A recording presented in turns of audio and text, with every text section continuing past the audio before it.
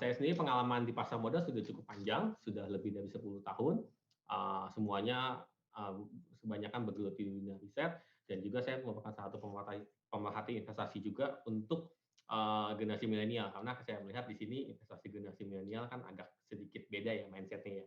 Jadi nanti mungkin saya juga akan sedikit sharing bagaimana view saya mengenai generasi milenial.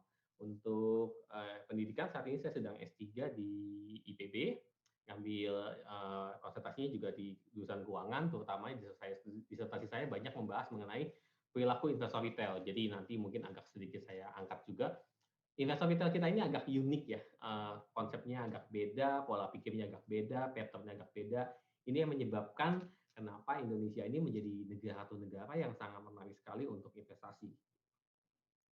Mungkin sekian dari saya, nanti kita akan banyak bicara mengenai bagaimana investasi digital itu terjadi saat ini di Indonesia dan karena COVID ini kan juga makin booming ya yang digital. Nah, nanti kita akan bahas banyak mengenai investasi di sektor digital. Gitu, Mbak. Nah, wah, insightful banget ya. Jadi ini Pak David ini sangat cocok untuk narasumber buat teman-teman hari ini karena Pak David juga merupakan asesor di LSP Pasar Modal gitu ya Pak. Nah, Iya. Mungkin teman-teman udah pada nggak sabar nih Pak, pengen mendengarkan materi dari Pak David nih Pak. Silahkan Pak, waktu dan tempatnya dipersilahkan. Oke, saya share screen dulu berarti ya. Sebentar, izin. Oke. Udah masuk ya. Kita view-nya, share screen-nya yang YouTube Zoom yang terbaru. Jadi dia bisa share screen lebih bagus. Bisa saya lanjutkan? Oke. Sore ini kita akan bahas mengenai investasi di digital.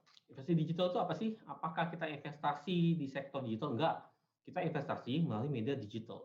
Jadi, ini merupakan salah satu efek dari revolusi industri 4.0, di mana kalau dulu kalau kita mau investasi ya, awalnya itu kan investasi itu kan dilakukan hanya menyimpan komoditas, yaitu kita simpan emas atau kita simpan komoditas yang berharga yang kita harapkan harganya itu akan meningkat di masa mendatang. Makanya beberapa contoh investasi itu misalkan menyimpan barang-barang antik atau barang-barang langka itu juga merupakan salah satu contoh investasi. Nah, seiring dengan berjalan waktu, investasi semakin mudah ditandai dengan revolusi. Dulu kalau misalnya kita beli saham ya, kita belajar sejarahnya dulu. Kalau kita beli saham itu dulu kita tuh harus koper ketemu koper. Jadi kertas sahamnya juga masih lembaran, uangnya juga masih lembaran, jadi ditransaksikan, kemudian sudah masuk ke ranah semi digital di mana sudah mulai pakai transfer perbankan, terus saham-saham juga sudah scriptless. Dan sekarang revolusinya ini makin hebat karena saat ini untuk kita investasi di digital ini pilihan sangat banyak sekali, variasi sangat banyak dan bahkan sekarang kemudahannya pun kita tidak perlu beranjak jauh-jauh harus datang ke bank atau ke kantor sekuritas untuk buka account, untuk transaksi, jadi cukup dengan handphone kita sudah bisa jalan. Jadi investasi digital ini sangat erat sekali dengan kaitannya dengan the millennial ways. Kenapa judulnya the millennial ways? Karena memang generasi milenial inilah yang memperkasai bagaimana investasi digital ini bisa berkembang. Karena kalau misalnya kita tahu baby boomer dulu, itu cenderung investasinya itu masih maunya tuh telepon, buy sellers, itu yang saya rasakan di cerita saya. Tapi kalau yang milenial punya, yang generasi milenial, terus mereka sudah terbiasa dengan aplikasinya online. Oke, nah pertanyaan besarnya adalah, apa sih yang dimaksud dengan investasi? Apakah beda investasi dengan spekulasi atau bagaimana kita menyikapi diri dalam investasi itu? Nah, untuk tahu lebih lanjutnya, kita harus baca dulu nih hasil dari survei yang dilakukan oleh OJK, karena investasi sebagian besar ranahnya ada di OJK, jadi kita harus merujuk ke survei literasi dan inklusi keuangan yang ada di OJK. Literasi itu apa sih? Inklusi itu apa sih? Literasi itu adalah bagaimana akses itu bisa tersedia, dan inklusi itu bagaimana knowledge dari si responden terhadap instrumen investasinya. Jadi kalau misalnya kita melihat di sini, aksesnya itu masih belum terlalu tinggi dan knowledge-nya juga sama. Dan kalau misalnya kita melihat di survei halaman keduanya, kita bisa lihat kalau indeks literasi keuangan itu bagaimana bisa keterampilan itu juga sudah meningkat dan aksesnya pun juga semakin meningkat. Jadi kalau kita melihat dari inklusi, dari sisi aksesnya itu juga semakin meningkat. Saat ini sudah 76% dari responden yang OJK survei di seluruh Indonesia ini sudah mempunyai akses langsung, dan kemudian kalau literasinya juga semakin melek ya. Dan kalau misalnya kita melihat literasinya ini sebagian besar masih ada di sektor perbankan. Jadi yang paling mereka kenal itu pertama kali ada perbankan, kemudian juga asuransi, baru pegadaian, baru lembaga pembiayaan, dana pensiun, dan pasar modalnya paling kecil malah. Nah, kemudian kalau dari segi pemahaman, segi dari inklusinya malah lebih parah lagi. Mereka tahu perbankan punya akses ke perbankan hingga 70%, tapi mereka punya akses paling besar kedua itu ada di bentar. Nah, biar enak, itu ada di lembaga pembiayaan. Jadi kalau mereka leasing motor, beli motor cicil kredit atau beli mobil itu mereka lebih paham dibandingkan dengan instrumen investasi katakanlah pasar modal atau uh, asuransi. Jadi sangat-sangat rendah sekali. Nah, ini yang mendasari. Jadi kita aksesnya juga belum 100% bisa dapat dan kemudian knowledge-nya juga rendah. Nah, ini bisa diatasi dengan semakin banyak campaign digital. Karena dengan digital ini sangat memudahkan sekali bagi orang-orang yang ada di pelosok negeri kita, asalkan ada internet, dengan hanya modal KTP dan selfie itu bisa buka akun saham atau bisa buka FDN untuk main reksadana, jadi sangat-sangat memudahkan sekali untuk sektor digital ini. Lanjut, kalau misalnya kita lihat investasi itu apa sih? Yang pertama, yang penting sekali untuk teman-teman bedakan, investasi itu bukan spekulasi. Nah, jadi di sini poin pentingnya. Jadi kan kalau sekarang kan kita lihat banyak orang pom saham, investor saham dan segala macamnya. Akhirnya ada kisah suksesnya juga, ada juga kisah sedihnya juga yang beli saham pakai uang pinjaman. Nah, ini penting untuk diketahui, investasi ini bukanlah spekulasi. Jadi ada garis yang jelas yang membedakan antara investasi dengan spekulasi. Yang pertama adalah dari time horizon. Kalau kita transaksi saham jangka pendek, beli hari ini, jual hari ini, atau bahkan beli kemudian jual, itu masuk sifatnya itu adalah di spekulasi. Sedangkan kalau kita beli untuk sesuatu yang jangka panjang, itu sifatnya lebih ke investasi. Terus tingkat resikonya, nah ini yang juga harus dipahami. Jadi kadang-kadang orang nanya, boleh nggak kita melakukan spekulasi? Boleh. Kenapa nggak boleh? Tidak ada yang melarang untuk melakukan spekulasi, tapi kenali resikonya. Resiko itu sangat tinggi sekali. Jadi, just in case teman-teman mau coba melakukan spekulasi, tahui dulu kadar resiko yang bisa diterima oleh teman-teman. Jadi, katakanlah teman-teman saat ini jika sampai hilang uang, katakanlah 100.000, itu masih it's fine, nggak ada masalah, pasti bisa tidur dengan nyenyak, ya lakukanlah investasi sesuai dengan kadar risiko yang bisa kita terima. Artinya kalau kita mau melakukan spekulasi, ya nilainya nggak lebih, katakanlah kalau 100.000 berarti kira-kira 500.000 hingga 1 juta. Jangan kalau teman-teman hilang duit 100.000 aja udah pusing, lakukan spekulasinya itu bisa sampai nilainya lebih besar, sekarang kan 10 juta. Nah itu kan kalau sampai turun nilainya atau spekulasinya keliru atau salah, itu kan bisa hilang uangnya, kan bisa juta-jutaan juga hitungannya. Nah itu yang kita harus tahu. Kita harus tahu risk appetite kita, kemampuan kita untuk menerima risiko itu seperti apa. Karena di sini yang saya lihat banyak yang tidak bisa membedakan antara investasi dengan spekulasi. Meskipun memang agak sedikit susah kalau di dunia awam, akan tetapi kalau kita ngerti perbedaannya itu gampang sekali. Terus kemudian investor attitude-nya juga, kalau spekulasi biasanya agresif. Nah, ini yang biasa generasi muda ini, karena mudanya dengan sektor digital, gampang sekali untuk melakukan transaksi jual beli saham atau jual beli reksadana, agresif sekali mainnya. Trade. Nah, itu harus paham, semakin agresif kita berarti kita melakukannya secara spekulasi. Terus decision kriteria, kalau investment ya kita harus tahu dulu perusahaannya, kita harus cek dulu fundamentalnya dan sebagainya. Tapi kalau spekulasi, kita hanya dari chart, dari psikologi market, atau bahkan dari opini seseorang. Jadi kalau investor bilang, hey guys, ini ada saham bagus, bolehlah untuk dibeli. Nah itu kalau kita hanya base dari rekomendasi orang itu tanpa ngecek lagi source-nya, itu namanya spekulasi, bukan investasi. Dan jadi ada beberapa contoh, kalau investasi ada di pasar saham, bond, dan mutual fund. Meskipun juga saham juga bisa dijadikan ajang spekulasi. Terus kalau misalnya spekulasi biasanya di opsi, foreign currencies, atau kalau kita kenal dengan nama forex dan cryptocurrencies, dan mereka masih masuk ke spekulasi. Karena kenapa? Karena iya memang bisa menghasilkan keuntungan yang besar, tapi potensi kerugiannya juga besar. Lanjut. Nah, ini yang tadi saya bahas di awal. Kita harus kenal antara resiko dengan return-nya.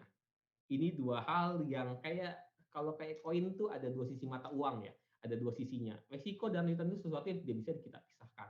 Jadi tidak ada instrumen apapun di dunia ini yang resikonya kecil, returnnya besar. Itu harus dipahami. Itu the golden key dari semua instrumen investasi. Tidak ada investasi yang risikonya kecil, returnnya besar. Semuanya kalau mau low risk, risikonya kecil, berarti returnnya juga tidak bisa maksimal. Kalau mau risikonya yang agak lebih tinggi, ya returnnya mungkin akan lebih tinggi lagi. Dan tapi ada kalau di textbook ada yang namanya investasi zero risk. Contohnya misalnya investasi kayak di SBN dan teman-temannya, ya betul. Tapi kan returnnya SBN itu kan tidak setinggi yang lain. Nah, jadi kita harus lihat di situ. Nah, penting bagi kita untuk tahu seberapa risk appetite kita, seberapa return appetite kita. Karena kalau misalnya kita lihat nih ya, apalagi sekarang zaman sosial media, semua orang itu pamernya itu return. Wah, returnnya sekian, returnnya sekian. Tapi sekarang udah mulai juga ada tren yang pamer-pamer kalahnya sekian, ruginya sekian, itu sudah ada. Contohnya, misalnya kemarin banyak sekali yang mengisahkan kalau kita beli Bitcoin dari zaman dulu sampai sekarang, iya memang returnnya luar biasa sekali, bisa jadi bilioner. Tapi saya tetap menganggap itu bukan investasi, itu merupakan spekulasi. Karena ada tadi kita jelaskan, ada the thin line, ada garis yang cukup jelas. Kalau spekulasi itu dasarnya ya tadi teknikal dan teman-teman, tapi kalau kita investasi datanya lebih ke fundamental. Kita lanjut. Nah, kenapa sih kita investasinya itu harus online atau sekarang semua orang prefer investasinya online? Karena pertama yang kita bilang tuh gampang diakses, tinggal pakai handphone ya. Jadi sekarang banyak kan di handphone. Tempat saya pun juga buat aplikasi untuk bisa daftar rekening online, untuk online trading, bahkan risetnya pun kita sediakan secara online. Jadi sekarang semuanya itu kita going to online. Karena kenapa? Karena online itu akan memudahkan akses bagi calon-calon investor atau calon-calon klien untuk bisa grab kita. Jadi saat ini semua investasi itu more likely carinya online. Bahkan kalau misalnya teman-teman katakanlah jual beli properti dan segala macam, itu situs online-nya juga sudah tersedia, mobil dan teman-teman. Jadi semua everything bakal going to online. Nah, kemudahan akses ini juga yang menyebabkan banyak orang tuh yang tadinya tidak bilang untuk gabung, jadi gabung. Jadi contohkan dulu nih, dulu saya bekerja di sekuritas kan mulai dari 10 tahun yang lalu. Dulu kalau kita mau buka open account, pertama kita harus kenal dulu orang di sekuritasnya, atau kita kenal dulu dengan salesnya atau tenaga marketingnya. Atau kalau kita nggak kenal sama sekali, kita datang ke kantornya. Saya mau buka open account. Nah, buka open account itu harus pakai manual.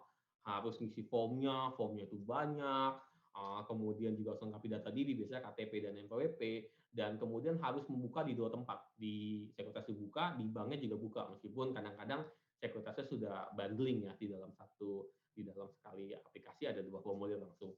Nah, itu pun prosesnya berhari-hari. Paling cepat itu bisa 3-4 hari baru terbuka aksesnya. Jadi kalau saya pengen beli sahamnya sekarang, daftar sekarang, baru bisa transaksi minggu depan. Nah, tapi sekarang dengan online, kalau datanya lancar, itu hanya tinggal hari ini saya daftar, besok bisa langsung jalan. Itu pun jika hanya datanya lancar ya, tapi rata-rata sih buka open account online tetap sekitar 1 hingga 2 harian. Itu gampang sekali. Terus kemudian juga transaksi. Dulu kalau mau jual beli saham, itu harus telepon dulu ke brokernya nanya, saham saya harganya sekarang berapa? Saya jual, harganya di market berapa? Zaman dulu.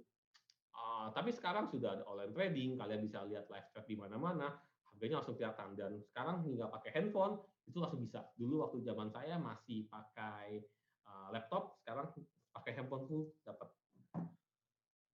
Terus kemudian investasinya juga makin murah. Dulu buka akun saham bisa sampai 20 juta sekali buka. Sekarang hanya dengan 100 ribu, beberapa sekuritas masih ada promo 100 ribu, atau bahkan ya angkanya jauh lebih kecil lah. Itu sudah bisa buka investasi online. Jadi sudah bisa buka akun online, itu sekarang sangat-sangat dimudahkan sekali. Belum lagi misalnya aplikasi emas dan teman-teman itu juga bisa cicil emas dan sebagainya, itu sangat-sangat memudahkan sekali. Minimal investasinya itu sangat-sangat terjangkau.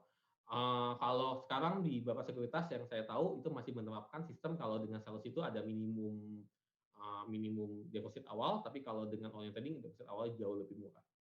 Terus yang ketiga cepat. Nah, cepat ini yang jadi satu hal juga. Jadi investasi cepat sekali. Jadi live trade. Jadi sekali kita klik langsung ke beli, sekali kita klik langsung kesimpan dan segala macamnya, itu sangat satu fitur yang sangat dimudahkan sekali.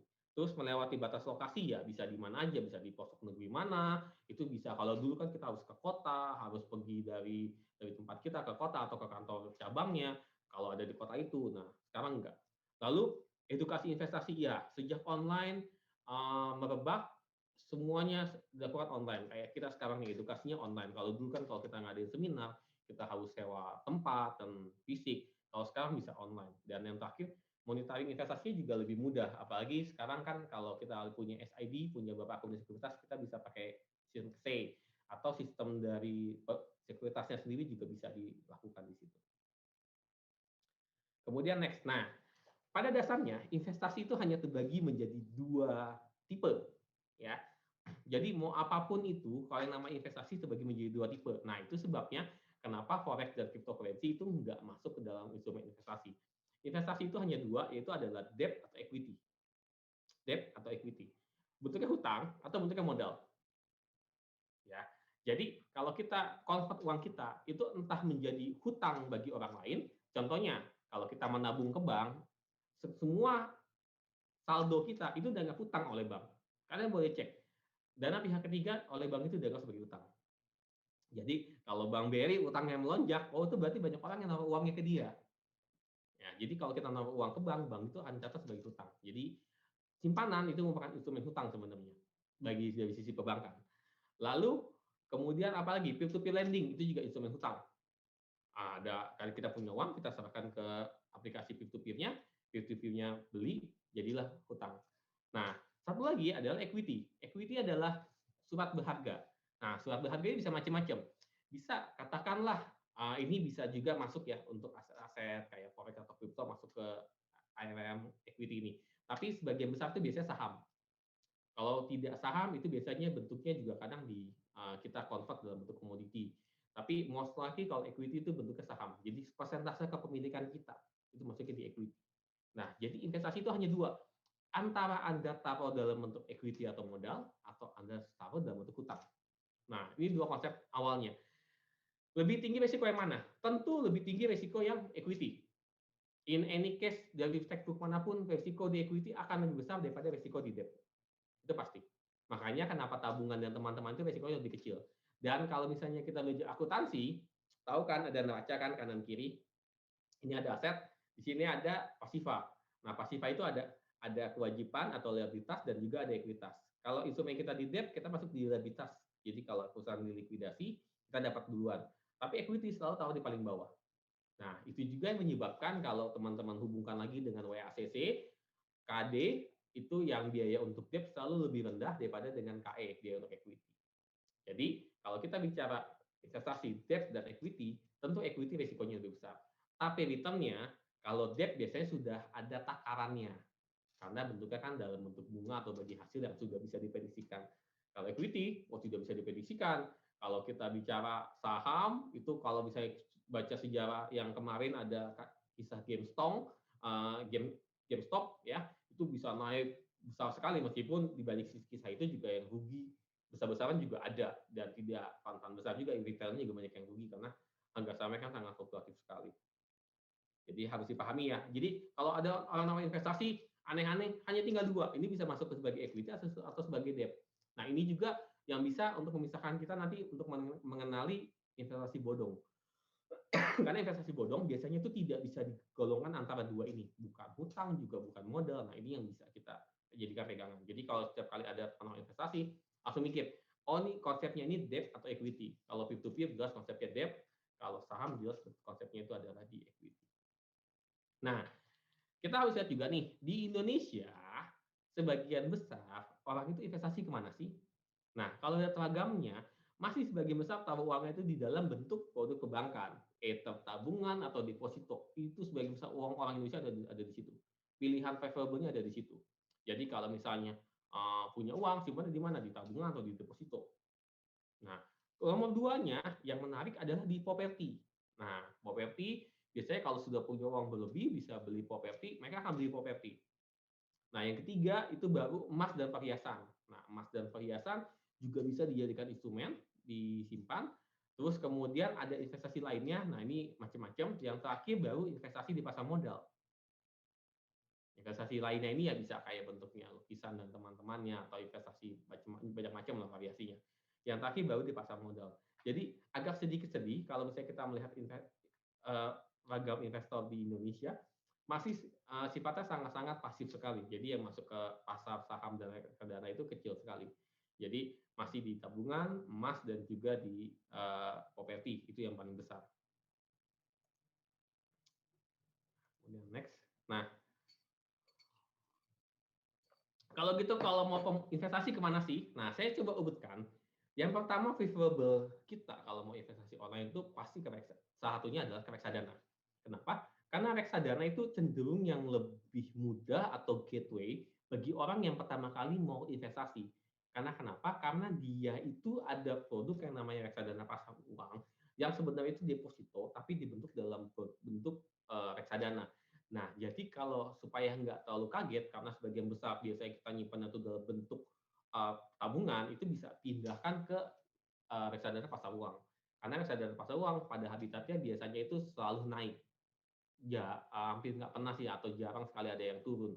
Biasanya selalu naik. Tapi returnnya setahun itu ketat paling sekitar 6% atau 7%, tidak besar kalau reksadana pasar uang. Nah, dari reksadana pasar uang, baru nanti dia bisa masuk ke reksadana pendapatan tetap, kemudian atau juga bisa juga nanti masuk ke dalam reksadana saham, atau reksadana campuran. Nah, ini masing-masing ini ada karakteristiknya. Sebelumnya, cara membeli reksadana ya pertama adalah tentu kita harus memilih reksadananya.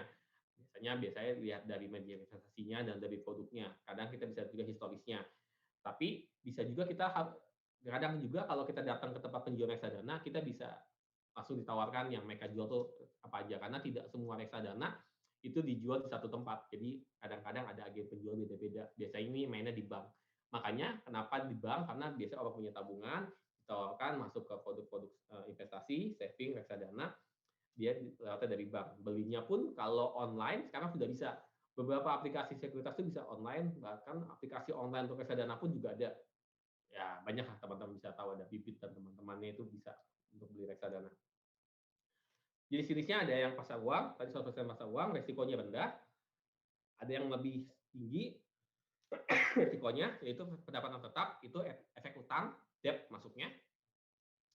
Kemudian campuran, yang terakhir baru saham, itu yang paling tinggi resikonya. Jadi kita sesuaikan dulu, adjusted resikonya ada di situ. Reksadana itu paling gampang untuk adjusted resikonya, karena nanti kalau misalnya kita mau resikonya rendah ya masuk pasar uang atau pendapatan tetap, kalau agak tinggi kita main di reksadana saham dan campuran. Nah, reksadana ini juga masih menjadi produk yang paling favorit di pasar modal, karena kalau misalnya kita lihat pertumbuhannya 2017 dia hampir imbang dengan saham, tapi ke sini hampir sebagian orang tuh lebih suka di reksadana. Nah, kemudian di sini juga ada dua produk lainnya, yaitu saham dan juga SBN.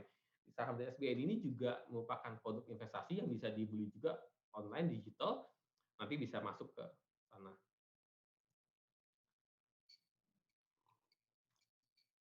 Nah, yang nomor 2 ini ada saham. Saham ini apa? Saham ini bukti kepemilikan perusahaan tercatat di Bursa Efek. Dengan kita beli saham, kamu juga bisa punya perusahaan itu. Nah, dengan punya saham, kita juga bisa merasakan bagaimana adanya nanti ada capital gain dan juga ada capital loss. Jadi, kalau saham ini simple. Dia untuk income-nya itu ada dari capital gain dan dividen. Kalau risikonya capital loss, yaitu harga sahamnya turun. Dan yang terakhir ada juga risiko likuidasi. Simpel ya, hanya tinggal lihat harganya naik atau turun. Tapi kenyataannya cukup kompleks. Karena kenapa? Karena sulit sekali bagi kita untuk menebak harga sahamnya akan naik atau turun. Di dalam tren besar tentu ada tren-tren kecil dan sebagainya. Nah, sedangkan untuk pembukaannya itu cukup mudah, hanya tinggal pakai KTP dan NPWP dan juga punya tabungan. Kalau sekuritasnya sudah bisa buka online, bisa dicek di IDX itu ada buka rekening saham online, itu bisa online pakai aplikasi di handphone, tinggal foto-foto, selfie, kasih KTP, langsung jadi. Kalau dulu harus isi formulir, kalau sekarang bisa langsung jadi, bisa langsung online. Nah, untuk saham sendiri sebenarnya ada banyak sekali strateginya, tapi di sini saya mau tegaskan, saham sendiri ada dua tipe. Yang pertama ada blue chip, ada juga satu lagi kalau di luar negeri namanya penny stock, atau kalau di sini juga saham gorengan atau top liner. Blue chip itu biasanya kenaikannya itu nggak akan tinggi sahamnya. Kecuali tahun ini ya, tahun ini anomali sekali karena sempat krisis, blue chip-nya juga sempat turun banyak dan rebound-nya juga besar juga. Jadi tahun ini bonus, tapi pada umumnya blue chip itu nggak bakal terlalu tinggi untuk tingkat kenaikannya. Tapi kalau kita main penny stock atau saham-saham gorengan, itu reward-nya itu bisa tinggi sekali. Kita bisa lihat satu saham bisa naik 50% dalam 2 hari terakhir, itu bisa kalau di saham-saham penny stock atau di saham-saham gorengan. Tapi prediksinya, nah blue chip ini lebih gampang karena price move-nya itu nggak terlalu banyak. Dia geraknya paling katakanlah suatu saham Unilever itu geraknya paling dari 8.000 ke 7.000. Nah itu nggak terlalu banyak tuh pergerakannya tuh. Ruginya juga nggak terlalu besar kalau turun, ataupun kalau naik juga dari 7.000 paling ke 8.000. Tapi kalau penny stock, wah ini bisa dari 50 perak ke 1.000, bisa jadi dari 50 perak ke 2.000, bisa juga dari 2.000 ke 1.000, atau yang baru-baru ini saham-saham farmasi dari 7.000 ke 3.000, 4.000 bisa jadi dalam waktu sekejap. Nah itu sangat mungkin sekali. Tapi kalau namanya blue chip, jarang sekali untuk pergerakan seperti itu. Dan yang menarik adalah berdasarkan penelitian, risiko dan reward-nya antara penny stock dan blue chip itu lebih baik di blue chip. Karena kenapa? Karena risiko saham blue chip itu cenderung lebih rendah dibandingkan dengan saham penny stock. Nah, jadi kalau misalnya kita kan rendah risikonya Pak, tidak setinggi saham blue chip ya. Memang risiko tetap tinggi tapi tidak setinggi saham-saham di penny stock, kan lebih rendah Pak. Tapi kan return-nya juga lebih rendah. Iya, tapi kalau kita compare antara risk dan reward-nya, blue chip itu lebih baik dibandingkan dengan penny stock. Cuman kalau misalnya kita mengejar untung sesaat, nah penny stock itu tentu yang lebih menarik. Jadi kalau misalnya di penny stock itu masuknya ke spekulasi sebenarnya, bukan investasi. Tapi kalau blue chip itu baru namanya investasi. Jadi kalau bisa return-nya sampai ratusan persen dalam waktu kurang dari setahun, itu sudah pasti spekulasi, bukan investasi. Ya, tapi salah nggak Pak? Nggak salah. Boleh lakukan spekulasi, tapi dengan kadar risiko kita masing-masing. Jadi kalau namanya spekulasi, tentu tidak bisa dengan semua sumber daya kita, semua dengan uang kita masukkan dalam spekulasi. Karena kenapa? Itu sama aja kita seperti berjudi dengan kondisinya. Tapi kalau investasi, ya bisa kita lakukan porsi yang lebih besar karena lebih predictable, bisa lebih baik, meskipun juga tidak digaranti ya pasti untung. Tapi ya itu, jadi bagaimana kita manage risk dan reward-nya aja sih kalau buat investasi di saham. Dan faktanya sekarang mungkin lebih tinggi ya, data tahun lalu 60% itu adalah milenial. Dan 60% milenial Indonesia itu tidak punya strategi investasi sama sekali. Ini berdasarkan dari The Future Money, penelitian tahun 2019. Dan kalau misalnya kita melihat memang di tahun ini peningkatan investor ini sangat luar biasa dan juga aktif equity investor, jadi investor yang aktif melakukan transaksi itu juga meningkat sudah sangat signifikan selama masa pandemi ini. Lebih ditenggarai karena gini, karena kan banyak yang di rumah aja nggak ngapa-ngapain, sedangkan kalau main saham kan bisa dari rumah, investasi bisa dari rumah, nah itu biasanya mereka aktif lakukan di situ. Dan jumlahnya pun meningkat luar biasa sekali karena saya ikut kampanye bursa dari jumlah bursa saham itu dari investornya masih sedikit, sekarang sudah meningkat dengan besar sekali kayak efek bola salju. Ya senang sih dengan kondisi kayak gini. Dan gendernya pun 60% itu masih di pria, kemudian umurnya pun yang di bawah 30 tahun itu masih mendominasi, itu generasi milenial. 30-40 juga masih generasi milenial karena milenial dimulai tahun 80 akhir kan. Kemudian sebagian besar jadi masih di milenial, occupation-nya sebagian besar masih pegawai, pegawai termasuk buruh, tenaga sipil, kemudian pegawai perusahaan dan lain-lainnya. Pendidikannya juga sebagian besar sudah sarjana, jadi sebenarnya cukup well educated ya untuk investor kita. Dan income-nya ini antara 10 hingga 100 juta. Jadi income-nya ini level kelas menengah. Jadi sebenarnya kalau bisa dibilang investasi saham butuh uang besar nggak juga, karena kalau lihat dari struktur income-nya, ini 57% malah yang penghasilan per tahunnya ini antara 10 hingga 100 juta per bulan, per tahun tahu saya. Nah, next. Nah, yang ketiga, investasi yang kita bisa lakukan adalah di suatu harga negara, SBN. Nah, SBN ini cenderung lebih bisa meningkatkan ekonomi negara kita. Karena kenapa? Karena saat ini kan lagi pandemi nih.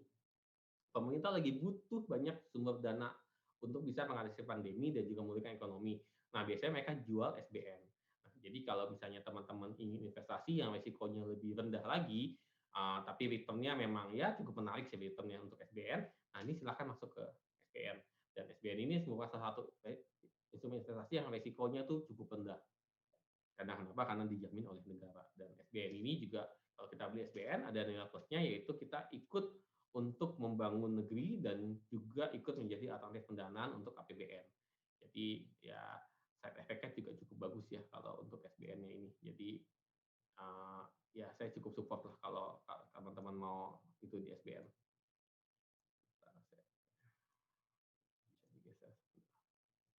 Oke. Nah, SBN itu ada apa aja sih? Ada ORI, ada SBR, ada Sukri, Sukuk Vital, dan Sukuk Negara Tabungan SNT. ST, Sukuk Negara Tabungan. Kenapa kita harus masuk ke SBN? Karena risiko sangat kecil, dijamin pemerintah, terus kemudian kekurangannya itu ya tadi agak kurang liquid ya. Jadi kita hanya bisa beli pada masa penawaran dan jualnya pun juga dia ada waktu-waktunya biasanya. Tapi ya tadi resikonya rendah, modalnya juga kecil, starting awalnya juga murah, dan kita bisa kontribusi buat negara. Nah, satu hal lagi yang menarik, investasi saat ini emas pun, tadi kan di kita kan banyak tabungan, emas, properti, emas pun saat ini juga sudah bisa online. Di sini ada beberapa aplikasi yang saya cukup rekomendasi, itu bisa berjual beli emasnya itu online. Jadi nggak perlu ditanam secara fisik, ada Brankas Antam, ada di Pegadaian juga, di Tokopedia juga bisa, dicicil, dan dibuka emas, di Bukalapak juga bisa untuk investasi emas. Kenapa investasinya di emas? Karena menurut saya ini cukup comfortable bagi orang-orang yang pemula, di mana yang belum melek investasi, daripada simpan emasnya di rumah nanti bisa hilang, bisa simpan di aplikasi online seperti ini. Dan ini merupakan satu aplikasi yang menurut saya track record-nya cukup baik ya. Meskipun memang ada beberapa minusnya misalnya kayak Brankas Antam itu dia ada biaya tahunannya. Jadi kalau kita nyimpannya nggak terlalu besar, itu agak sedikit mahal biayanya hitungannya. Ya masing-masing ada plus minusnya lah. Tapi ini jauh lebih ideal dibandingkan dengan saving emasnya itu secara fisik. Ini bisa dilakukan juga dan ini tentu lebih syariah ya kalau investasinya di emas. Dan yang kelima, ini resikonya lumayan, namanya peer-to-peer lending. Nah, peer-to-peer lending ini biasanya cenderungannya adalah bunganya cukup tinggi, bunganya menarik. Nah, tapi perlu diwaspadai saat ini banyak sekali aplikasi pinjam uang yang tidak terdaftar di OJK. Nah, ini yang jadi sedikit tricky sebenarnya kalau saya merekomendasikan di peer-to-peer, pastikan peer-to-peer yang teman-teman pilih untuk investasi itu harus terdaftar di OJK.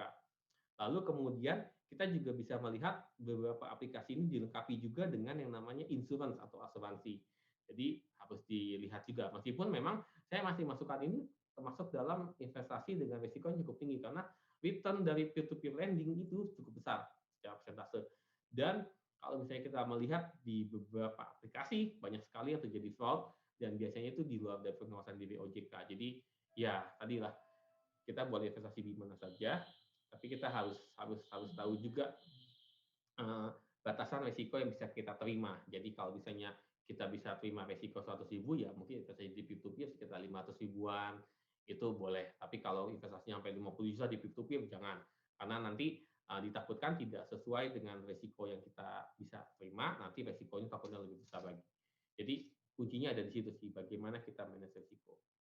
Dan yang terakhir, waspada juga dengan investasi bodong. Jadi kalau misalnya kita melihat di sini saat ini banyak sekali kayak VTuber, kemudian juga ada JD Union, kemudian di IG juga suka ada yang screenshot kan di Instastory kalau dia ikutan suatu program setor 500.000 dapat return bisa sampai 94.000 sampai 100.000 per minggu, itu hati-hati, itu berarti skema Ponzi.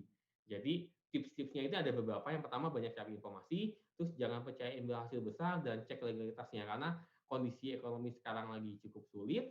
Jadi menurut saya agak nggak make sense kalau ada bisnis yang bisa ngasih return sebesar itu. Nah itu harus hati-hati. Kenapa hati-hati? Karena gini, once kita masuk, ya kita coba ya boleh-boleh aja. Tapi once kita masuk, pasti kita akan tertarik untuk merekomendasikan orang lain karena nanti ada referral code dan sebagainya. Nah itu nanti akan bisa merusak reputasi kita juga kan sayang kita masih muda-muda nanti reputasi jadi jelek karena pernah terlibat di investasi bodong, itu kan juga jadi nggak terlalu bagus gitu. Dan nggak main-main loh nilainya loh. Kalau misalnya kita lihat dari Satgas Waspada Investasi, ini kerugiannya ini bisa sampai 88 triliun selama beberapa tahun terakhir, dari tahun 2008 sampai tahun 2018. Dan juga hati-hati juga dengan trading platform cryptocurrency, karena beberapa saya lihat masuk di dalam situsnya OJK, pengumuman dari OJK, masuk ke dalam tempat untuk investasinya ilegal. Nah, tipsnya yang terakhir ini saya ngambil dari teman saya, Pak Hans Kui, dia diwawancara oleh Alinea. Yang pertama adalah bagaimana sih caranya melakukan background check. Jadi harus kita lakukan background check terhadap perusahaan P2P, baik perusahaan tadi tempat kita beli emas, beli reksadana atau beli saham, itu harus dilakukan background check. Dan hati-hati, saham itu kadang-kadang suka banyak yang agak sedikit nakal, itu menjualnya bukan saham yang di Indonesia, tapi saham di luar negeri. Kalau beneran transaksi di luar negeri sih nggak masalah, tapi kadang-kadang mereka hanya menjual indeks dan sebagainya. Nah, itu resiko cukup tinggi, hati-hati di situ. Terus kemudian pastikan yang kalian nanti pilih itu sudah terdaftar di OJK, kalau bisa sudah dalam pengawasan OJK, itu jauh lebih bagus. Terus kemudian cek produk investasi itu return-nya tuh nggak muluk-muluk. Jadi kalau dibilang pasti untung 20% sebulan, itu udah pasti investasi bodong atau tidak jelas. Karena kenapa? Karena saat ini return investasi itu ya, kalau pasar modal yang mungkin bisa lebih tinggi, karena saham itu kan naik turunnya tergantung. Kalau kita investasi di saham yang naik dari 200 ke 1000 ya return bisa 5 kali lipat. Tapi rata-rata itu ya let's say katakanlah saat ini bunga deposito 3%, kita dapat 10-20% setahun, itu sudah cukup oke. Terus pastikan juga investasinya ini sesuai dengan aturan. Hati-hati kalau investasi dapat fixed rate, karena kemarin banyak sekali tuh yang fixed rate ini bermasalah, kena tegur OJK itu juga cukup banyak. Terus kemudian pastikan track record dari MI dan teman-temannya atau tempat kita lakukan investasi, yang tadi selain background check, pastikan juga track record-nya. Karena saat ini saya lihat banyak juga yang teman-teman ingin ikut investasi, tapi sama influencer atau sama pom-pomnya malah diajarkan untuk melakukan spekulasi. Nah, ini yang harus kita sadari. Jadi pisahkan di awal itu antara investasi dengan spekulasi. Yang bagus yang mana? Ya, yang bagus adalah bagaimana kita bisa manage sesuai dengan profil risiko kita. Karena setiap orang beda-beda. Ada orang yang uangnya banyak. Oh, saya mah hilang 1 juta juga nggak masalah. Ya, silakan lakukan spekulasi dengan jumlah yang cukup besar. Tapi kalau kita uangnya hanya segitu-segitu saja, nyarinya susah, ya kalau kita lakukan spekulasi ya boleh, tapi jumlahnya dibatasi. Investasi bagaimana? Investasi ya boleh supaya uang kita bisa bertumbuh, tapi sekali lagi balikan lagi dengan risk profile kita. Kalau kita tidak mau kehilangan uang sedikit pun, ya harus investasinya ya yang cenderung konservatif, kayak misalnya masuk ke deposito atau reksadana pasar uang, itu cenderung lebih disarankan. Tapi kalau kita berani lebih tinggi lagi, ya mungkin bisa masuk ke reksadana saham atau beli saham, atau mungkin investasi emas dan sebagainya. Jadi itu saja dari saya, teman-teman. Selanjutnya saya serahkan ke Ami. Silakan, Ami. Oke, terima kasih Pak David. Materi yang benar-benar insightful banget buat teman-teman hari ini ya. Nah, tadi benar juga tuh seperti yang udah dikatakan Pak David, kalau dulu itu kan mendengar kata investasi, apalagi investasi saham itu biasanya hanya untuk orang-orang kaya ya, orang-orang kaya dan kaum tertentu gitu. Tapi saat ini dengan kemajuan teknologi banyak juga akhirnya milenial juga ikut berinvestasi gitu. Yeah. Tapi juga dengan adanya perkembangan teknologi ini, informasi yang didapatkan justru too much gitu ya Pak. Jadi banyak banget informasi yang didapat sama terutama milenial yang masih awam banget gitu, yang belum punya background ekonomi atau misalnya pasar modal sebelumnya kayak gitu.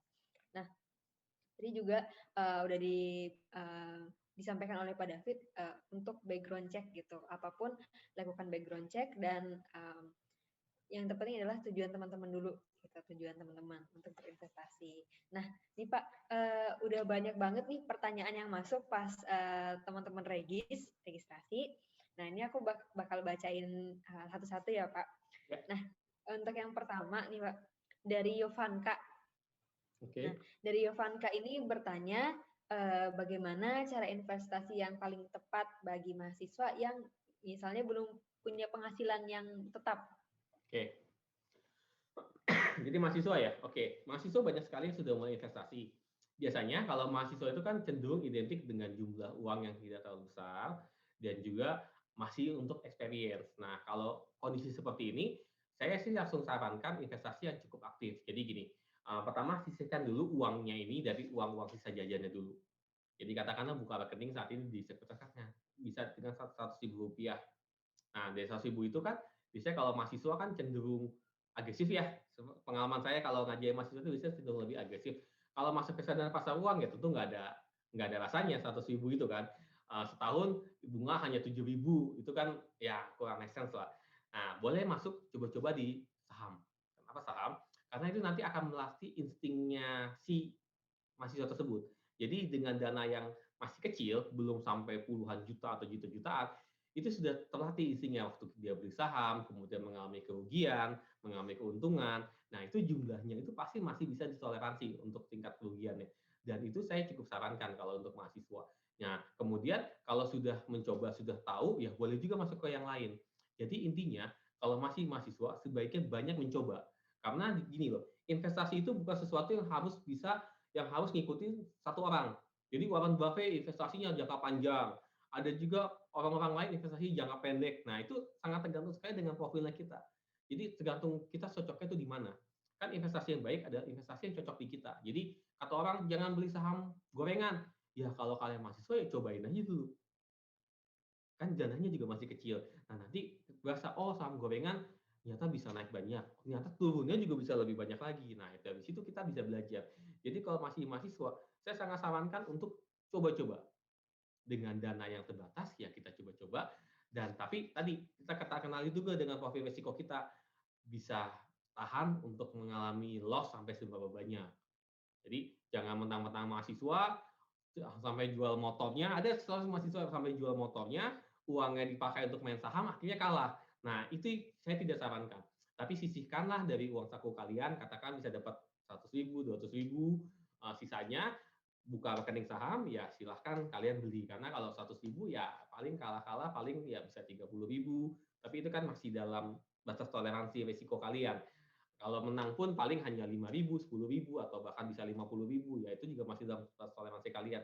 Yang penting tahu knowledge-nya dulu. Karena untuk menjadi seorang trader, seorang investor, itu harus mengalami asam garamnya dulu. Nggak bisa hanya baca buku teori, kata kata Lo Keng Hong beli yang sahamnya murah, kata Warren Buffett beli seperti ini, enggak.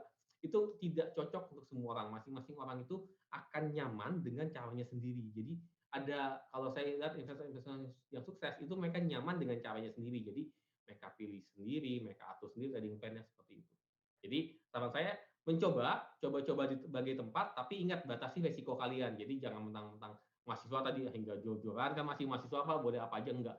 Batasi juga profil resikonya sampai kalian nyaman. Oh saya udah biasa investasi 200.000 selalu untung nih Pak di saham atau di reksadana, ya boleh itu ditingkatkan gitu.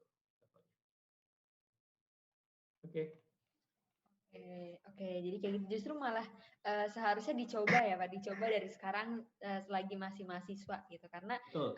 pasti kita punya pasti kita kalau misalnya ingin investasi dari yang terkecil terlebih dahulu gitu. Hmm. Tapi yang pertama kita tahu dulu kemampuan kita seberapa gitu. Jangan sampai karena sekarang kan banyak yang kayak pinjam duit untuk pinjam uang ke orang untuk Ya, investasi gitu. itu tidak baik. Jual motor, jual ini, jual itu. Nah, untuk investasi. Nah, Hmm. kayak gitu. Jadi sebenarnya dimulai dari sekarang karena kalau dari sekarang itu justru kita lebih tahu gitu. Karena kalau misalnya kita cuma belajar-belajar tapi nggak praktis sama aja ya Pak ya. Jadi Ya, harus praktis betul. juga dari sekarang. Ya, itu sesuatu yang harus dipraktekkan. Jadi beli saham harga bawah, jual harga atas. Coba deh praktekkan langsung. Bisa nggak kayak gitu? Beli saham harga bawah, jual harga atas. Pasti pasti nanti akan Nah, kagok. Kemudian pasti investor-investor biasanya harus mengalami rugi dulu, kalah dulu. Nah, itu yang saya bilang batasi dulu tingkat tingkat resiko kalian. Jadi begitu kita investasi 1.000, ya mengalami kerugian 10.000, 15.000 kan masih bisa terima. Nggak apa-apa, belajar lagi. Itu kan masih masih namanya belajar. Tapi nanti kalau sudah biasa, sudah tahu kondisinya, oh gelagat-gelagatnya harus jualan, gelagat-gelagatnya harus beli. Nah itu nanti sudah lebih rileks gitu. Nah itu yang maksud saya. Jadi harus arahnya ke sana. Jadi apapun, kadang-kadang tidak berhasil trading di saham, tapi trading di fasilitas lain bisa jalan, atau investasi emas bisa untung banyak, bisa begitu sih, beda-beda setiap orang. Nah, ini masih nyambung sama pertanyaan sebelumnya nih, Pak. Untuk Ya. pemula atau mahasiswa nih, butuh berapa lama waktu untuk mengetahui psikologi kekuatan mental kita gitu, Pak? Psikologi Oke. mental dalam berinvestasi. Jadi gini, aspek psikologis di dalam investasi ini merupakan peranan yang sangat penting. Ini yang saya pelajari di disertasi saya. Nah, seberapa lama? Sebenarnya investor yang ulung pun, yang sudah lama di market ini pasti akan terpengaruh dengan aspek psikologis. Jadi ini merupakan sesuatu yang nggak bisa kalian kalian bisa pelajari sehingga kalian psikologisnya jauh lebih kuat, begitu market turun nggak terlalu gentar, sudah tahu apa yang harus dilakukan bisa. Tapi itu butuh waktu dan tidak bisa 100% dihilangkan karena ada yang namanya di alam bawah sadar kita itu nanti akan mengarah ke behavioral finance. Jadi behavioral finance itu adalah ada beberapa anomali yang terjadi di pasar. Contohnya misalnya kayak di efek disposisi. Efek disposisi itu adalah biasanya kan kalau kita harusnya simpan saham-saham yang menguntungkan, jual saham-saham yang merugikan kan. Tapi kenyataannya di pasar itu pasti akan kebalik. Saham-saham yang udah untung kita jual, yang rugi malah kita nggak jual. Itu akan selalu seperti itu. Nah, itu yang namanya efek-efek bawah sadar kita yang menyebabkan keputusan investasi kita itu tidak efisien, kadang juga tidak rasional, itu suka terjadi. Tidak rasional kenapa? Tidak rasional gini, begitu beli saham blue chip nilainya sedikit karena blue chip. Tapi begitu beli saham yang lagi di pom-pom atau yang lagi saham yang third atau penny stock, belinya bisa banyak. Berharap hari ini beli, langsung sore ini jual. Kenyataannya begitu hari ini beli, nyangkut, turun sahamnya, nggak berani jual. Nah, itu sering kejadian. Dan ini juga sudah saya buktikan juga di penelitian saya, memang belum publish, tapi itu kejadian. Jadi butuh berapa lama? Saya rasa pembelajarannya seumur hidup. Selama kita masih lakukan investasi, itu semakin kita belajar. Tapi tentu level belajarnya beda. Yang tadinya awalnya kita nggak ngerti sama sekali, sekarang kita paham, hanya tinggal ngatur emosi, kontrol, dan sebagainya. Nah, itu beda. Jadi menurut saya pembelajaran berapa lama? Ya seumur hidup. Jadi berapa lama tahunya? Ya seumur hidup. Kita nggak akan pernah selesai untuk belajar di investasi ini. Nah, itu tadi pertanyaan dari Aditya. Sudah terjawab ya, Aditya. Nah, untuk selanjutnya ini ada pertanyaan untuk sebagai pemula, terutama yang mahasiswa atau fresh graduate, kira-kira investasi apa yang cocok? Apakah jangka panjang atau yang jangka pendek? Oke, baik lagi tadi, tergantung profil resiko kalian. Tapi biasanya, kebiasaannya ya, ini tidak semua orang, mahasiswa itu pasti cenderung jangka pendek. Maunya itu yang agresif, risikonya cenderung berani lebih tinggi, itu biasanya yang terjadi di mahasiswa. Makanya saya bilang ya nggak apa-apa, do it yourself aja. Yang penting tahu kadar risiko yang kalian bisa terima. Jadi jangan pernah kalian investasi, tapi tidak bisa menerima risikonya. Jadi setiap investasi itu harus bisa menerima risikonya. Contoh misalnya, yang lagi booming sekarang kan cryptocurrency nih, Dogecoin, Bitcoin, dan segala macamnya. Kalian harus sadar, benda instrumen seperti itu bisa turun signifikan dalam waktu singkat. Itu resikonya tinggi. Tapi bisa naik signifikan dalam waktu singkat juga bisa. Nah, jadi kan harus ukur. Kalau misalnya dia bisa turun tiba-tiba 50% sehari, kalian bisa siap nggak untuk menerima potensi kerugian 50% sehari. Gitu. Tapi kalian juga bisa jangan hanya ingin naiknya doang, tapi turunnya juga bisa terima resikonya. Nah, itu yang menurut saya harus disesuaikan dengan profil risiko masing-masing. Karena beda-beda itu. Oke. Jadi kalau yang pertama itu harus mengetahui profil resikonya ya Pak, karena Ya, profil betul. resiko masing-masing itu berbeda tentunya. Nah, pertanyaan selanjutnya ini dari Irfandi. Dari Irfandi ini bertanya, investasi online itu idealnya seperti apa sih Pak? Oke, investasi online yang ideal itu tentu investasi online yang mudah, aman, dan juga mudah untuk diakses dan mudah untuk dicek. Jadi investasi online yang ideal itu apa sih? Ya investasi di tempat yang aman, aman dalam hal ini kita tahu reputasinya. Kayak misalnya kalau mau beli emas online, kan ada banyak platform tuh beli emas online. Ada yang ngarahkan ke forex, beli indeks emas dan segala macamnya. Tapi ya yang aman ya mainnya ya di tempat-tempat kayak Antam, Pegadaian, mungkin Tokopedia atau si Buka Emas itu cenderung lebih safe menurut saya. Terus kemudian Meskipun memang kenaikan dan penurunan harganya itu nggak terlalu bombastis biasanya di aplikasi-aplikasi itu. Dan kemudian uh, tahu latar belakangnya, amannya juga dapat ya karena mereka sudah perusahaan besar kan, nggak mungkin tipu-tipu juga. Ya itulah jadi yang ideal tuh ya yang aman yang kita bisa cek, dan kalau misalnya saham ya di sekuritas tentu yang sudah terdaftar di Bursa Efek Indonesia, kan sekuritas juga sudah diawasi oleh OJK, ya tentu cenderung aman. Jadi investasi yang ideal itu ya yang tadi. Nah, tapi kalau ideal untuk setiap individu, nah ini sangat tergantung dari profil risikonya. Jadi ini yang saya tegaskan berkali-kali, tergantung profil risiko beda-beda. Ada orang yang nyaman transaksi saham, ada orang yang nyaman simpan uang di reksadana pasar uang, ada juga orang-orang yang senangnya saya mah beli emas, ngumpulin emas, saya senangnya bisa juga. Jadi tergantung kenyamanannya aja. Yang penting investasi itu harus happy, harus nyaman, dan nggak boleh investasi itu yang nanti waktu malam kita tidur kita kepikiran. Nggak boleh begitu. Jadi kalau investasi itu ya yang kita tidur, oh sahamnya turun, oh ya santai aja, saya masuk juga cuma sedikit, turunnya cuma 2.000 perak kan. Ya, yang seperti itulah. Nah, kalau misalnya uangnya makin besar ya, oh santai aja kalahnya baru 20 juta. Kalau misalnya bisa begitu ya, kita senang-senang aja gitu. Jadi investasi jangan sampai yang begitu turun atau begitu tidak sesuai dengan ekspektasi kita, jadi nggak enak makan, nggak enak tidur, jangan yang begitu. Jadi tergantung tergantung nyamannya kita dan juga tergantung dari preferensi risiko kita. Nah, jadi emang balik lagi sih Pak ya, tergantung dari masing-masing diri gitu, tergantung idealnya itu tergantung dari kita sendiri gitu ya Pak. Betul. Nah, pertanyaan selanjutnya ini datang dari teman kita juga, bertanya bahwa bagaimana cara untuk mendeteksi penipuan investasi online? Karena kan biasanya mahasiswa atau pendidik bukan background ekonomi itu minim informasi gitu, minim pengetahuan. Ya, contohnya nih di chat udah ada yang nge-share nih, katakanlah nih ada kontrak basic profit di atas 140% seminggu, kontrak 1 minggu harus masuk minimal 2 juta, maksimal 10 juta. Nah, logikanya adalah kalau dia bisa kasih profit 140% seminggu, itu nggak akan dibagi-bagikan ke orang lain.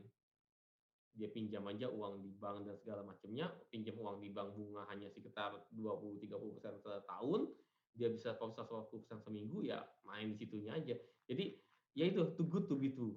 Jadi paling gampang itu adalah melihat sesuatu yang too good to be true. Kayaknya nggak masuk akal banget deh. Kayak misalnya JD Union, contohnya kasusnya kemarin JD Union, hanya tinggal daftar, setor, terus kemudian pura-pura belanja, dapat uang. Kan too good to be true gitu. Nah, itu udah pasti investasinya bodong.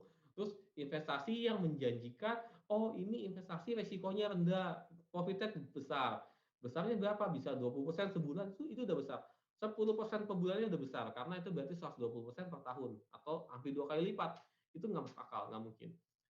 Return investasi yang normal itu berkisaran antara kisaran 3%, saat deposito 3%, sampai katakan 20% per tahun.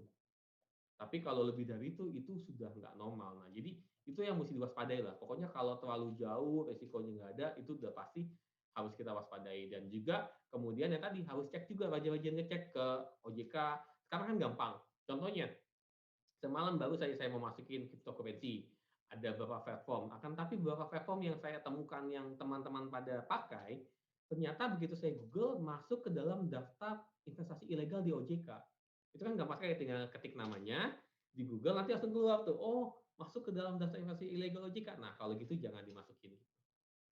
Jadi kalau nama-namanya aneh, yang tadi cek juga backgroundnya.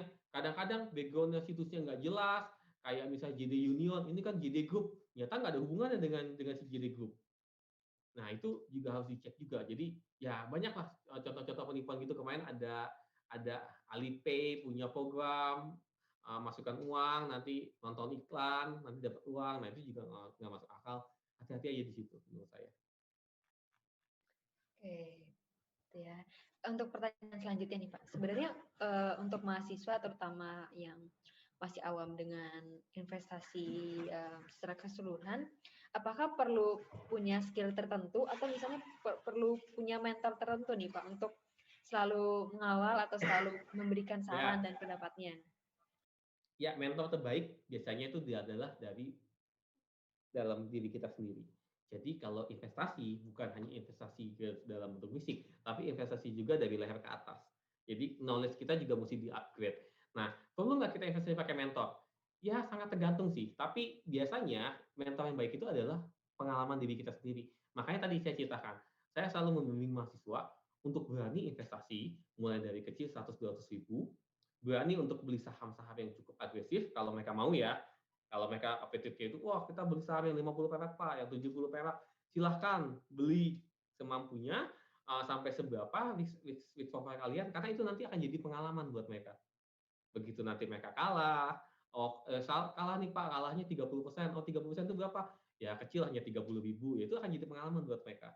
Nah, jadi mentor terbaik itu adalah pengalaman mereka sendiri. Jadi boleh nggak Pak investasi misalnya di cryptocurrency? Oh boleh, asalkan platformnya jelas, ya boleh saja investasi di sana. Tapi ingat, resikonya tinggi. Kita tidak bisa membatasi resiko. Boleh nggak Pak beli saham gorengan? Boleh juga.